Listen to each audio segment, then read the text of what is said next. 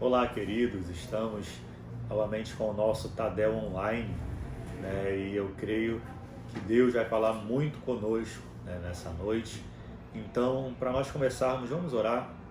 Obrigado, Senhor, por esse momento, obrigado pelo que o Senhor vai fazer, pelo aprendizado que o Senhor vai trazer em nossas vidas, ó Pai, nessa noite. Que o nosso coração possa estar aberto para receber tudo aquilo que o Senhor vai transmitir através dessa palavra, em nome de Jesus. Amém. Amém? Então, gente, nós vamos trazer, né, aqui uma lição. Na verdade, é a primeira lição, né, da apostila Discipulado nos Relacionamentos. E a primeira lição, né, na verdade, uma lição de introdução, né, de apresentação. Depois nós vamos falar mais, né, sobre alguns detalhes, mas a primeira lição ela fala sobre a relação, né, espiritual entre o pai e o filho. Para a gente entender a questão do discipulado, é necessário a gente primeiramente entender qual era o propósito de Deus. E o sonho de Deus sempre foi que os pais pudessem transmitir, né, a vida de Deus para os seus filhos. Então, o sonho de Deus era que esse fosse o discipulado principal.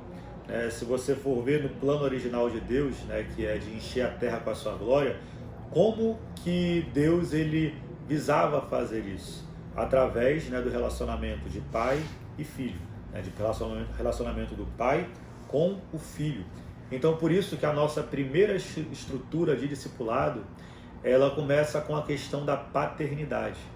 E aí é que entra, né, num caminho onde Satanás tem investido muito. Na verdade, ele sempre investiu, mas nesses últimos dias é muito comum nós vermos o quanto uma falta de referência paterna tem atingido a nossa sociedade.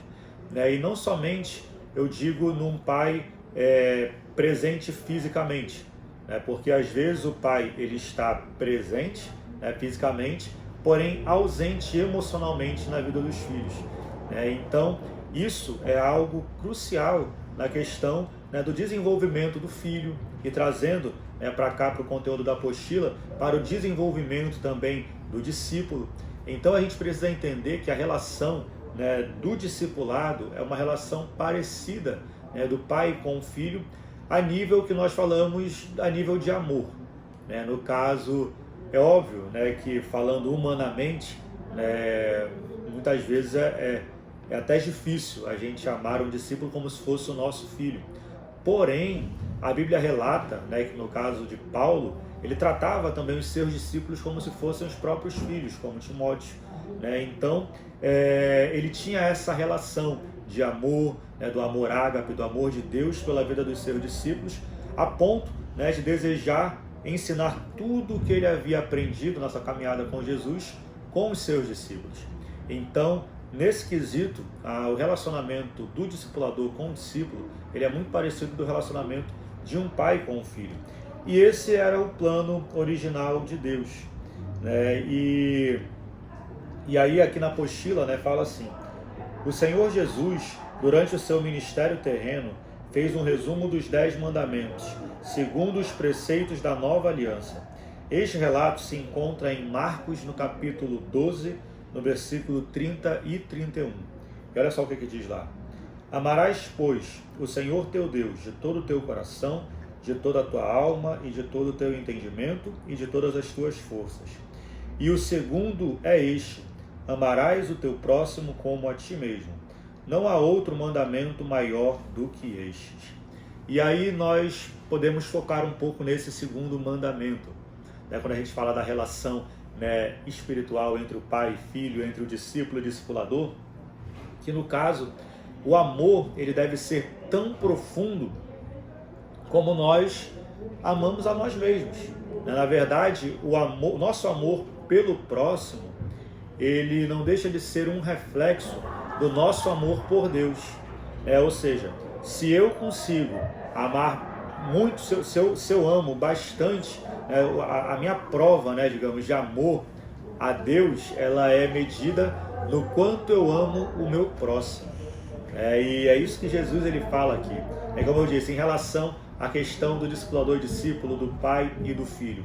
É da mesma forma, né? Ou seja, eu vou refletir o amor de Deus sobre a vida do meu discípulo quando eu primeiramente entender que sou amado por Deus e amar a Deus também, acima de todas as coisas. Quando eu consigo amar a Deus acima de todas as coisas, o amor ao meu próximo vai ser uma consequência. Eu vou conseguir amar o meu próximo. Por quê? Porque eu estou amando a Deus acima de tudo, né? Porém, quando isso não acontece, quando eu não consigo amar o meu próximo, acaba que eu preciso me questionar se realmente o meu amor a Deus está acima de todas as coisas. E, gente, muitas vezes algo que fica sobre o nosso amor a Deus, às vezes é o nosso amor a nós mesmos. Só que a Bíblia é bem clara, ela fala o que é primeiro amar a Deus acima de todas as coisas e depois ao próximo como a nós mesmos. Ou seja, é amar a Deus, entender que somos amados por Ele, consequentemente nos amar. E quando eu tendo essas duas questões, que eu sei que Deus me ama, eu amo a Deus, né? E que eu também me amo e me perdoo, aí sim eu vou conseguir amar o meu próximo, aí sim eu vou conseguir ter essa relação saudável com o meu próximo. E aí eu vou estar apto para poder discipulá-lo também, né? Porque Jesus, na verdade, ele só refletiu o que ele recebia do Pai. Em diversas passagens na Bíblia, ele fala sobre isso. Eu apenas estou transmitindo aquilo que eu recebo do Pai. Eu apenas passo aquilo que eu já vejo o Pai fazendo. Então, é essa relação, de amor, é essa relação de exemplo, é essa relação, de colocar o amor acima de tudo, é que faz a diferença na vida do discípulo. E, continuando aqui, ele diz assim: a Bíblia é bem clara ao vincular o nosso relacionamento com Deus ao nosso relacionamento com o próximo. Não podemos crescer em relacionamento com Deus mais do que estamos desejosos e aptos a crescer em relacionamento com as pessoas. O contrário também é verdade.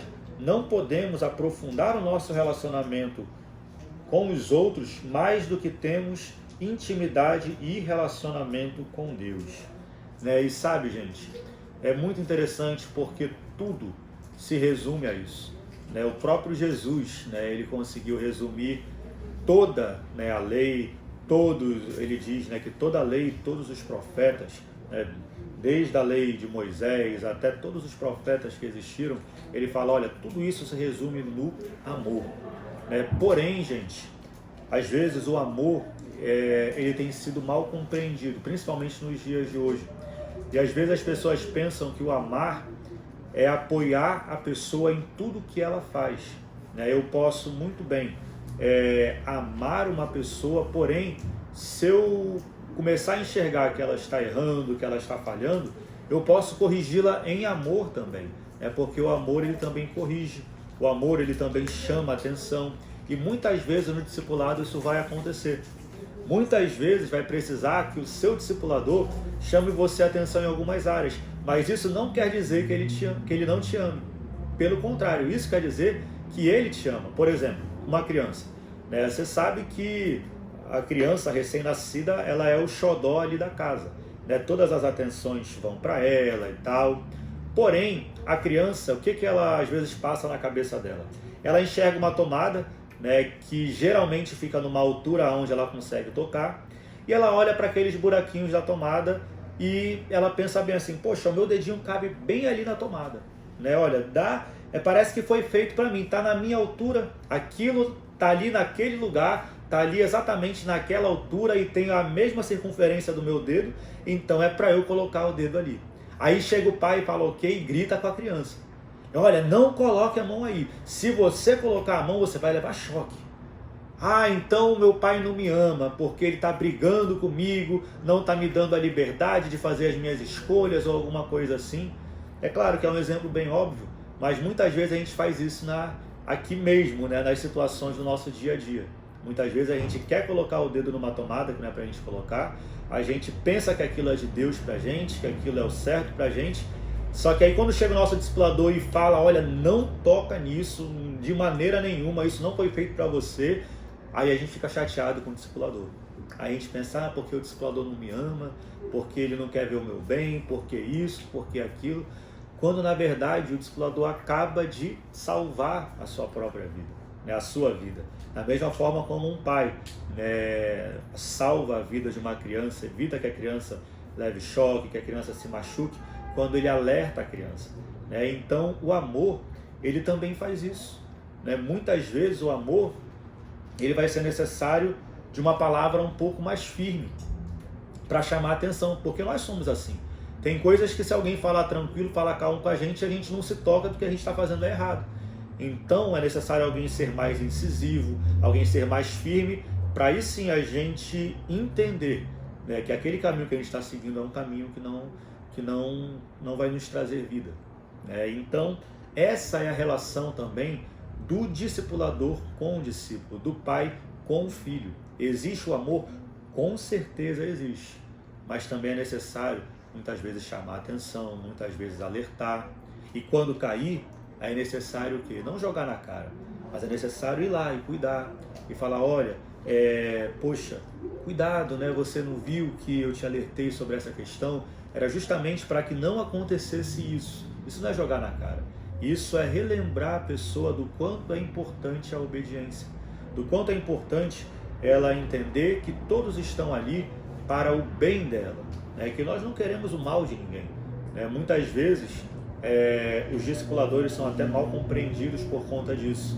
Às vezes o discípulo pensa que porque o meu discipulador só quer mandar na minha vida, ou alguma coisa assim, até porque ninguém ganha nada mandando na sua vida, né? Na verdade ninguém ganha e ninguém perde, né? A gente dá o conselho por amor, né? Nós exortamos por amor, porém a posição de seguir o conselho ou não sempre vai ser do discípulo. É algo que sempre vai depender do discípulo. Por isso que eu digo que o sucesso no discipulado, ele vai depender muito do discípulo e não só do discipulador. É claro que é importante o discipulador ter caráter, o discipulador ter uma conduta, né, de vida com Deus.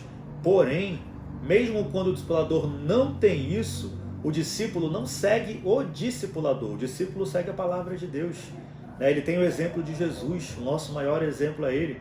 Então não é uma desculpa de repente o meu discipulador ter falhas, ter alguns erros, não é uma desculpa para eu me desviar, para eu começar a fazer o que é errado, não, por quê? Porque o meu maior exemplo é Jesus, e tudo que eu preciso saber sobre ele está na Bíblia, né? Então basta eu buscar esse conhecimento que já está disponível, né, ali para mim. Amém? Então, gente, basicamente, né, essa é a nossa introdução, né, ao discipulado nos relacionamentos, né? Nós apenas demos uma introdução, né, e depois nós vamos falar, né, com mais profundidade sobre essa questão, né, do relacionamento, sobre tópicos no relacionamento do discipulador com o discípulo, comparando com pai e filho. Então não perca, né? Realmente vai ser uma sequência aí de Tadel abençoada. Amém? Vamos orar. Pai, muito obrigado, Senhor, por essa palavra, muito obrigado pelo que o Senhor trouxe aos nossos corações e que isso venha permanecer, ó Deus, em nossas vidas. Nós não queremos nos distrair com nada, ó Pai, nós não queremos nos deixar levar pelas nossas emoções ou por pensamentos errados, mas nós queremos seguir aquilo que o Senhor deixou para as nossas vidas. Pai, nós queremos amar os nossos discipuladores, amar os nossos discípulos e principalmente, ó Deus, continuar na caminhada, te seguindo, tendo o Senhor como alvo e referência sobre as nossas vidas. Muito obrigado, Espírito Santo, por esse momento, em nome de Jesus. Amém. Deus abençoe.